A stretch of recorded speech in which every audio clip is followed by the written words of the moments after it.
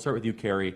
Your opponent is this very radical, she kind of disguised herself as like this motherly librarian, but she's this super woke kind of activist. Where is her major funding source coming from?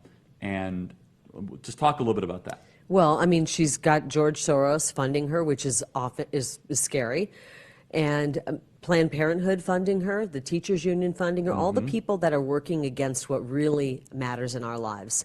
And what I think is sick is that she was willing to grovel in order to get the Planned Parenthood money, in order to get their endorsement. It really is about the money, though.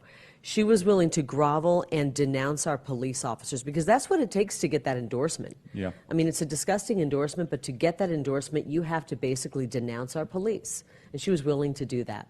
Doesn't surprise me, because the Democrats are the ones behind defund the police. They've stopped talking about that because they realized it was such a bad idea, and even the Democrats didn't want that. But she's getting the money from the usual sources. I will say this. I just finished a primary race where I was outspent maybe upwards of 10 to 1. Unheard of. I don't think that you can buy an election right now. I think people are too wide awake. I totally agree with that. Yeah, I think that it's closing. It used to be that whoever spent more money wins. Right. That's not the case anymore. Blake? Yeah, same. My opponent, Mark Kelly, he's funded by all the same culprits that are funding Katie Hobbs in your race. It's Planned Parenthood, it's the unions, it's the teachers' unions.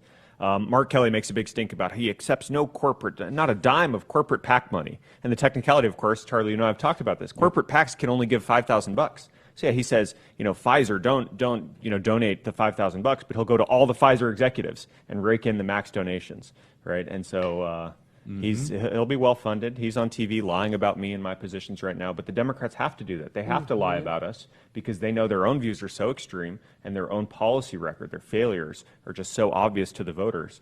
They have to lie in order to even have a chance.